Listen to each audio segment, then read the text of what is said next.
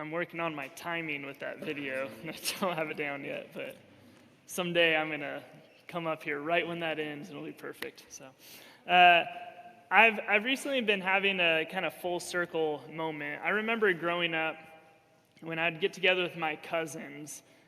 They lived in Arizona, and they would come out, and when the family would be together, we would always put on performances for our parents. We'd work on a play. Usually my sister and older cousin were the directors telling us all what to do. And I remember just feeling like our plays were the best, most creative, just Broadway level performances. They probably weren't. But it's been a full circle moment because for a while now, every once in a while, our family will get together with I call them the young Woolard family, Tyler and Kelson and their 4 kids that are similar ages as our kids, and we'll get together, and inevitably at some point in the evening, Lydia, their oldest, who's 8 or 9, she'll start gathering the other children around with some kind of play or performance that she's cooked up in her brain, and she'll rope the other kids into it, give them parts, and direct the whole thing. One evening at our house, she was feeling inspired to live out and act out the last days of Jesus' life. So we had a Last Supper enactment at our house, and somehow I got roped into this performance as well. I don't understand why, but I was involved, and Lydia had asked Megan, "Hey, do you have anything similar to do you have grape juice or something?" Megan looked in the fridge, and she found the closest thing to grape juice that she had in the fridge, which was concentrated pomegranate juice.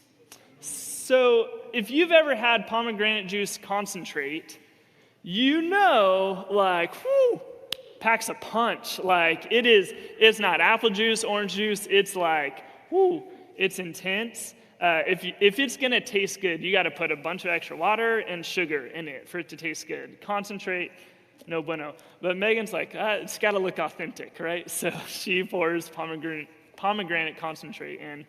So we go through the whole thing, and it gets to that part. I'm sitting around with the children, and then I go, "All right, let's take the cup. You first." And they take a sip, and it was awful. I took a sip, and I had the same reaction. It was terrible. The play was going on, and Eliza was cast as Jesus. You thought it was me. It wasn't. Eliza was cast as Jesus, and it got to the crucifixion part, and I'm like, "Hey, let's just stop." I just felt uncomfortable with it, and we were all of the adults were like, "Yeah, let's time out. I don't want to see Eliza with a broom." It was just, I didn't receive it well. None of us did, so okay, let's stop it. Last time we were together, though, there's another performance being put on, and Lydia's getting really into birds. If you want to ask her about it, she loves birds. She writes bird book facts, and she'll tell you all about it. Anyways, they wanted to do a bird performance, and so at this point, the adults are finishing conversation or trying to have conversation, and then they keep saying, "We're ready for the performance. We're ready for the performance." Like, okay, fine. And so Lydia comes out. She stands in the middle of the living room, and she starts kind of monologuing about birds. And we're like, okay, nice, interesting. And all the other kids, the 5 other little kids, are in this corner of the living room, kind of in this cave-like thing, which we learned later was a birdhouse. So they're the birds in the birdhouse. But they were surprisingly, patiently waiting for their turn. We were like, what is happening? Lydia is more effective, at keeping them in line than all of us parents. Anyways, so they're in that corner. Lydia's monologuing about birds, and for the longest time, all the other kids are they're not participating. They're just waiting for their cue. And at some point in the monologue, we're like, is something more going to happen? Are they going to be involved? And Lydia could tell she was starting to lose her audience. So she was like, all right, it's time for the song.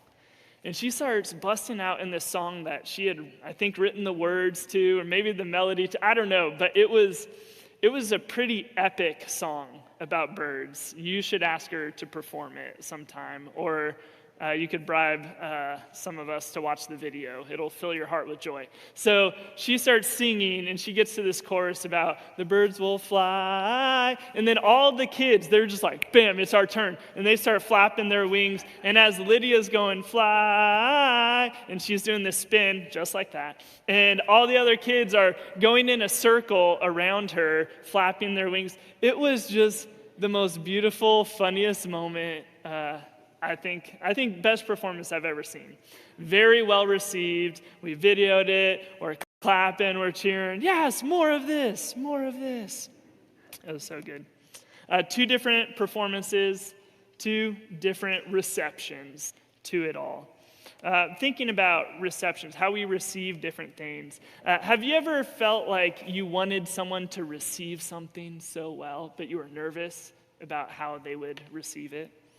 Maybe it's a gift that you hope someone would receive well. You prepared for the gift, and you're just like so excited and hoping they receive it well. Maybe a performance or a presentation you were hoping the audience would warmly receive. Maybe a hug, please receive my hug. Or a conversation you just really hope would be received well. Or an idea that you had for someone. John's gospel, which we've been going through, records how different people receive the gift of God's Son. You could really say a big theme or portion of John's gospel is highlighting the different receptions people had to Jesus. John's gospel is not just recorded history and an account of Jesus' lives. John's gospel, he writes it as an invitation. Come and see is the language he uses. And in this invitation of God's gift, it hits home as a question for us. From John 1 to John 12, which we're going to be in today, the question is this: how will you receive Jesus? I want us to imagine John's gospel like a play, a performance, a theater that's being conducted. And if you view it as a play, you can really see 2 different acts in the book of John, Act 1 and Act 2.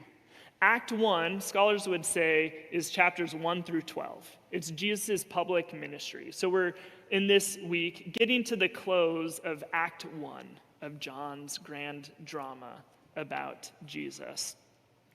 Some scholars call it the book of signs, which is all the miraculous works that Jesus does, and the way John describes the miracles of Jesus, he describes them as signs, things that point to Jesus' identity. Because John believes more important than anything else is what you believe about who Jesus is and how you receive him in your life. John's like, I know there's a lot of big questions in life. This is the most important. So it's the book of signs. We'll pick up the beginning of the second act, which is often called the book of love, next week in chapter 13. But if John is a play, is a drama, the first 18 verses of John is the prologue. It's the introduction. Before the curtain opens and the drama unfolds, the playwright, John the Apostle, steps into the lone spotlight in front of the curtain. And he begins, "In the beginning was the Word, and the Word was with God." He introduces the true identity of the main character, Jesus, the protagonist. And John the playwright also says in his introduction, in verses 11 through 12, describing Jesus, says, "Jesus came to that which was his own, but his own did not receive him. Yet to all who did receive him, to those who believed in his name, he gave the right to become children of God." I believe John's big question is, how will you receive Jesus? In the last chapter of this Act 1 of the book of signs, we're going to look at 5 different characters, all responding to Jesus, the main character. They each have their own unique reception of Jesus, and I believe we can see ourselves in some of them. So the end of chapter 11, it ends. We covered last week Jesus' raising of Lazarus from the dead. And we see at the very end of chapter 11 the fallout of how people receive Jesus' miraculous sign of raising Lazarus. Beginning in verse 45. It says, "Therefore many of the Jews who had come to visit Mary had seen what Jesus did and believed in him. But some of them went to the Pharisees and told them what Jesus had done. Then the chief priests and the Pharisees called the meeting of the Sanhedrin. 'What are we accomplishing?' they asked. 'Here is this man performing many signs. If we let him go on like this, everyone will believe in him, and then the Romans will come and take away both our temple and our nation.' Then one of them, named Caiaphas, who was the high priest that year, spoke up. 'You know nothing at all.'" I'm pretty sure he pointed like that too. You do not realize that it is better for you that one man die for the people than for the whole nation perish." He did not say this on his own, but as high priest that year, he prophesied that Jesus would die for the Jewish nation, and not only for that nation, but also for the scattered children of God, to bring them together and make them one. So from that day on, they plotted to take his life. There's a lot of irony in this. One ironic thing is that their worry about the Romans coming and destroying the temple, taking away their nation, that does happen. It doesn't happen as a result of Jesus, but in 70 AD, after a Jewish revolt, the Romans do come, they destroy the temple, and Jewish people lose any independence that they had at that time. It's also ironic that the high priest Caiaphas prophesies unknowingly around the purpose of Jesus' death, what it will serve, that it'll be a self-sacrifice, that his death will not just be a tragedy, which it is, but it'll mean life and salvation for God's people. So it's ironic. But you see in the way that the council and Caiaphas himself act, they act out of self-interest, while Jesus acts self-sacrificially. We could describe Caiaphas' reception of Jesus as being out of self-protection. He's worried about protecting the power, the prestige that they have. In a sense, we could say he's being responsible in his role. He's the high priest. His job is to guide the people, and he sees this threat. So he's doing his duty as he sees it. I wonder if we were Caiaphas in his role, with his responsibilities, the weight he carries, would we act any differently? Jesus challenges us to surrender, to lose our life in him, but in doing so, finding true life, the abundant life. We cling to control and self-protection naturally, so easily. It is our default, clinging to control and self-protection, storing up treasures and power for self, unwilling to let go because trusting is vulnerable. But that is the question. When we look at Caiaphas, that's the question for us. Will we choose self-protection or trust in Jesus? Let's look at another character, beginning of chapter 12.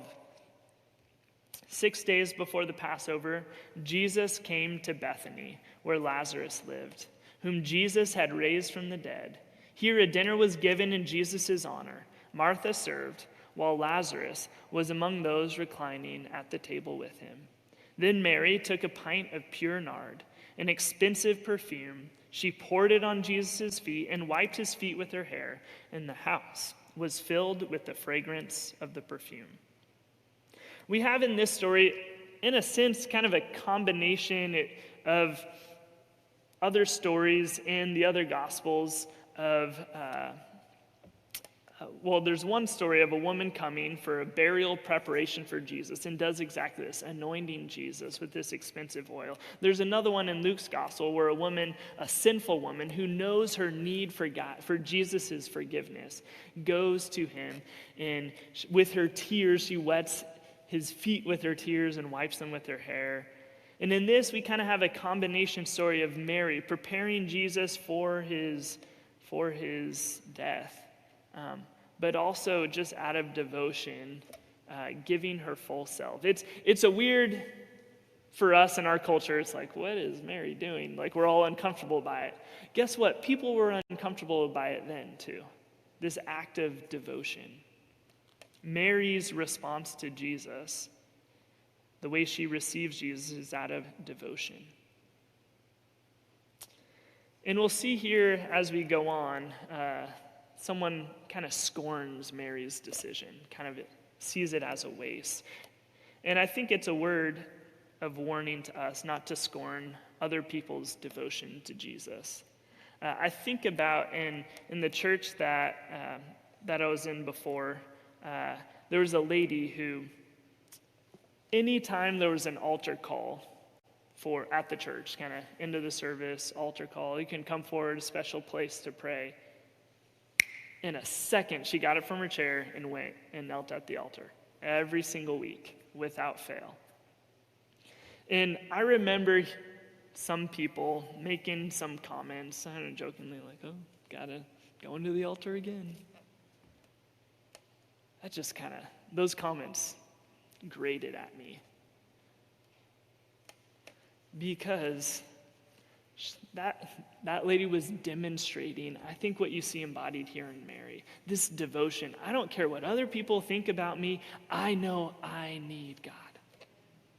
I know I'm a sinner in need of him. And so immediately, responsively, in a second, she responded. That's faithfulness. She modeled for me. I learned so much from her of what devotion to Jesus looks like. Not worrying about what other people think, but just devoted to Jesus. And I think we see that in Mary. And we also need to remember the last time Mary was involved in the drama, the last time she played a part, was when she's grieving her brother's death. And she goes to Jesus, she falls at his feet, and she says to him, "If you had been here, Jesus, my brother would not have died." The last thing she says to Jesus is this statement of both accusation and faith, as we talked about last week. Faith that Jesus could have prevented the death. But accusation, she's hurt because Jesus didn't move in the way she expected or wanted. The last time Mary sees Jesus, she's hurt, but she doesn't run away. Note that she goes to Jesus. She stays engaged, and that's something else that we can learn from her. She goes to Jesus in her pain, and she tells Jesus exactly what she's feeling. She doesn't hold back to spare Jesus' feelings because she knows Jesus doesn't need to be spared her feelings, and gives it right to her.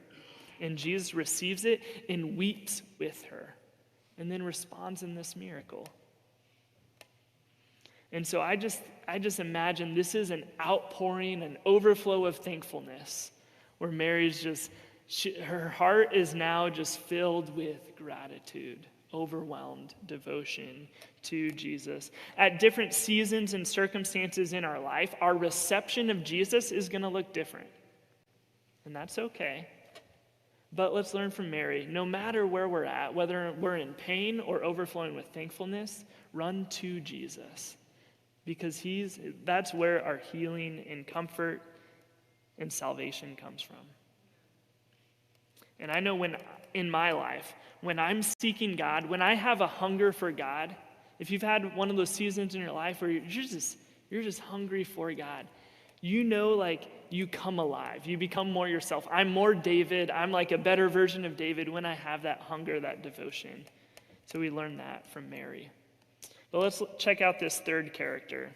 Verse 4, but one of his disciples, Judas Iscariot, who was later to betray him, spoiler alert, objected. Why wasn't this perfume sold and the money given to the poor? It was worth a year's wages. He did not say this because he cared about the poor, but because he was a thief. As keeper of the money bag, he used to help himself to whatever was put into it. Leave her alone, Jesus replied. It was intended that she should save this perfume for the day of my burial. You will always have the poor among you, but you will not always have me. You know, throughout John's gospel, probably more than any of the other gospel writers, John has some words about Judas. Like in this, you get John's commentary. Like he can't help himself to insert himself into the dialogue. Be like, Judas didn't care about the poor. He was stealing money. Like, don't be deceived, people. We know who Judas. Like, I think John still has some hard feelings. I'm just gonna put it out there. He calls him a thief. The last time thief is mentioned in John's gospel was in when Jesus says, I'm the good shepherd, and he describes the thief as the thief comes only to steal, kill, and destroy. So there's an association there. It's easy to demonize Judas, understandably. But I want to hear this. I think Judas's response is a response of self-interest. That's how he receives Jesus. And I think we often all, in ways, come to Jesus, at least initially, out of some sort of self-interest. Heaven sounds good. Don't like the idea of hell. Self-interest, but okay, it's understandable. Or maybe it's, my life's a mess. I need Jesus to put me back together. That's good. That's a good reason to come to Jesus. But there's more to grow into. I think the way the Bible talks about our walk with Jesus, it's a reception of Jesus, but then it's a continual walk with him. As we walk with Jesus, we start to live his way of life. We adopt a kingdom of God mentality and vision, a way of seeing other people, the world, and ourselves. It's a journey of refinement and growth as we're transformed to be shaped more like Jesus. That's the journey. Judas, who knows how he initially or why he initially started to follow Jesus? But you could look at him and say, like the other disciples, he left everything to follow Jesus. But there was clearly some self-interest there. Judas is smart. I think we're smart too. Our self-interest is often hidden behind good motives. Part of the journey is God reveal in me the areas and motives in my life that I act out of self-interest, transforming to look more like love, which looks like you. And love cares more about the other people, cares more about God than ourselves. It is a journey, though, that Jesus takes us on. But we're smart. We can hide our good motives. And like Judas, you can just see it going on here, right? His objections sound so noble. Do you know how much that's worth? We could sell it and give it. Think of what good we could do with that money. Jesus, if you know something about him, cares about the poor. Over and over, he talks about his ministry to the poor, the way in the kingdom we are supposed to care for those in need. Over and over. That's the heart of Jesus. But we see in here there's something more at work in Judas's heart. He's skimming off the top. And you have to imagine just his justification in it. Because people don't just see themselves as the bad guy. We have to justify our actions. So you just imagine Judas thinking, I've given everything to follow Jesus, and I have this big responsibility of taking care of the money. I'm like the treasurer. It's not really stealing. It's my wages for doing the work that just no one knows about, It's this justification I'm sure he finds himself going on, but it comes out of this motive of self-interest, prioritizing his own gain. He wants Jesus thrown in too, but only in ways that will benefit himself. The kids might say, #prosperity gospel. Gain the whole world and yet forfeit your soul. Jesus warns about that. But Judas's motto is gain the whole world and all the heavenly rewards thrown in also. It doesn't work that way. The next part of the passage we're going to skip over, but we're going to return to it because it's the triumphal entry. It's the Palm Sunday story, and Palm Sunday isn't for a while now, and I need something to preach on for that Sunday, okay? So if you can allow me to skip that part for now, I'm going to do that. And it's hard because it's very much on theme, people receiving Jesus, this crowd who hails Jesus as, Hosanna, the Messiah is coming. And then the next moment, they're also yelling, crucify him, crucify him. They receive Jesus as Lord in words, but not in heart. Okay, I'm going to skip. Okay, that's enough. Verse 20, jumping ahead.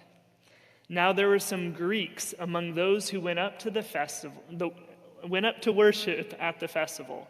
They came to Philip, who is from Bethsaida in Galilee, with a request. Sir, they said, we would like to see Jesus. Philip went to tell Andrew. Andrew and Philip, in turn, told Jesus. Jesus replied, the hour has come for the Son of Man to be glorified. Very truly I tell you, unless a kernel of wheat falls to the ground and dies, it remains only a single seed. But if it dies, it produces many seeds. Sometimes in John's gospel, we just have to wonder if Jesus had hard of hearing or something, because the conversations that he has, it's like, did you hear what those people asked you? Because someone will ask him a question, and then it just seems like he responds like going that way, like totally different direction. I don't think he actually had hard of hearing, I think. But it just like seems like what is going it seems confusing why Jesus responds this way. Some Greek Gentiles are like, hey, we want to see Jesus. The disciples tell him, and Jesus is like, rather than, hello, Greeks, let's talk, he instead says, the hour has come for the Son of Man to be glorified. We're just like, where did that come from? Great question. We're going to talk about it. The hour of Jesus' glorification, whenever he says the hour, he's talking about his death in John's gospel. And so he's saying his death will mean eternal life for all who receive him. And he gives this metaphor. Like a seed, when it's buried, it can become so much more than a single seed, but it can grow into a tree that then later will produce many other seeds.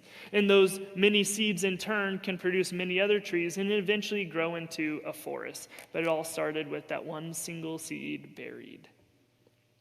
Jesus is saying,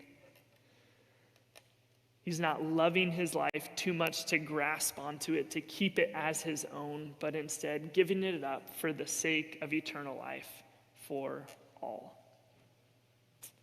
All throughout John's gospel, when it's talking about Jesus' hour, there's a string of statements where Jesus says, my hour has not come. John 2:4, to his mom, he says, my hour has not yet come. John 7:8, he says to his brothers, I'm not going up to this festival because my time or my hour has not yet fully come. John 7:30, at this crowd tries to seize Jesus, but no one laid on a hand on him because his hour had not yet come. John 8:20, yet no one seized him because his hour had not yet come. You get the theme? My hour hasn't come. It hasn't come. It hasn't come. Until now, John 12, ding, ding, ding, alarm bells go off. The hour has come. We're finally here. Why are we finally here? What was it about those Greeks asking to see Jesus that it's like, okay, that's the sign. My hour's come. What is going on? Great question. I'm so glad you guys are asking the right questions this morning. All right. It's because of prophecies like Isaiah 49:6. Centuries before Jesus says this, it is too small a thing for you to be my servant to restore the tribes of Jacob and bring back those of Israel I have kept. I will also make you a light for the Gentiles, that my salvation may reach to the ends of the earth. So there's prophecies like this where what God is dropping hints of is, hey, this is what I'm going to do. Yes, I'm going to restore my people, Israel. You know, just like Caiaphas was prophesying, hey, we need to kill this guy because it's better for one man to die than for the whole nation to perish. Yeah, Jesus is, through his death, is going to restore the people of Israel. But through the people of Israel, it will not mean salvation just for them, but God's vision and sight is for all people, to the ends of the earth, to the Gentiles. The Greeks is often just the synonym for the Gentiles in this time. So when these Greeks come and say, hey, we'd like to see Jesus, Jesus is like, all right, it's time. The world is ready. It was some kind of signal from the Father of, okay, Isaiah 49:6, I'm ready to be the light, not just to Israel, but to all people. How do the Greeks receive Jesus? With desire. We would like to see Jesus. Now think about this. These are outsiders coming into a very Jewish holiday, the Passover. They're coming in. They might have, maybe on the outside, heard stories of Jesus, heard some of his teachings. For some reason, they're drawn to him. They're like, we want to see him. What would it have taken for these outsiders to come into this probably uncomfortable situation to pursue Jesus? I think about the person who maybe in their life to other people or to themselves made comments like, I am the last person who would never walk into a church. I've heard people's testimonies say that. Like, I'm the last person that would ever walk into a church. And yet, like these Greeks who maybe feel on the outside, they see something in Jesus that just draws them in. They say, it's worth it to come near. Receiving Jesus with desire, seeking him, so that now those who are on the outside are brought near. What happens next is kind of this back and forth question-answer conversation with the crowd. In John's gospel, often he just describes the crowd. And it's always mixed responses to Jesus. Some in the crowd believe, and many others are like, you're crazy. Or we are mad at you and we want to kill you. It's just always mixed responses from the crowd. In summary, kind of what happens, Jesus, as he's talking about his death, says this prayer to the Father. He says, Father, glorify your name. And then the Father responds audibly and says, I've glorified it and I'll glorify it again. And then the crowd has this mixed response. Some of them are like, was that thunder? Like they hear this response as thunder. And others in the crowd say, I heard like words in it. Maybe it's like an angel of the Lord. But they're kind of freaking out. And they go back and forth with Jesus. And Jesus tells them, decision time is coming for the world. It's decisive time. It's time to make a decision about me. He says the prince of this world, which Satan, will be driven out. And he says, and when I am lifted up from the earth, he's describing just that imagery of crucifixion, where you're nailed to the cross and then lifted up. When I am lifted up from the earth, will draw all people to myself. There continues this back and forth until Jesus says, you're only going to have this light for a little bit longer. Then Jesus hides himself in the crowded streets of Jerusalem. He exits the stage, and the curtain closes. Then John the playwright steps out into the spotlight in front of the curtain. Just like he did at the beginning of Act 1 with his introduction, so he does in an epilogue. And in this conclusion, John gives his commentary on how the general public, the crowds, receive Jesus. He says this, 37, even after Jesus had performed so many signs in their presence, yet they still would not believe in him. This was to fulfill the word of Isaiah the prophet, Lord, who has believed our message, and to whom has the arm of the Lord been revealed? For this reason they could not believe, because as Isaiah says elsewhere, he has blinded their eyes and hardened their hearts, so they can neither see with their eyes nor understand with their hearts, nor turn, and I would heal them. Isaiah said this because he saw Jesus' glory and spoke about him. I do feel like I need to say something about that, verse 40. If you think this means that God predetermines how you or someone else will respond to God, I would say to you, I don't think you've read through John's gospel or the Bible very carefully. Because all of John's gospel is about convincing you to believe, hoping to lead you to trust in Jesus, to make a decision, to respond to God. But I think what he is talking about here is that God uses even the hardening of people's hearts, or even the hardening of people's hearts for a season, to further his purposes. I don't think this is a determination on the people of how they'll respond to Jesus. But even in the statement, it is a probe to us, the listeners. How are you responding? Is your heart hardened? How does the crowd receive Jesus? With hardened hearts. But remember this, hardened hearts can be softened. Over and over in the gospel, there are stories about hard hearts becoming soft. Saul, on the road to Damascus, becoming Paul the apostle. The thief on the cross. The Ninevites after Jonah's preaching. Naomi from moving from bitterness to seeing the redemption of God. The hardening of hearts can be softened by the Lord. But like I said, the crowd has mixed responses. So here's one other commentary John, the playwright, offers in 42. Yet at the same time, many even among the leaders believed in him, but because of the Pharisees, they would not openly acknowledge their faith for fear they would be put out of the synagogue, for they loved human praise more than praise from God. Another response from the crowd. Now describe this as qualified acceptance.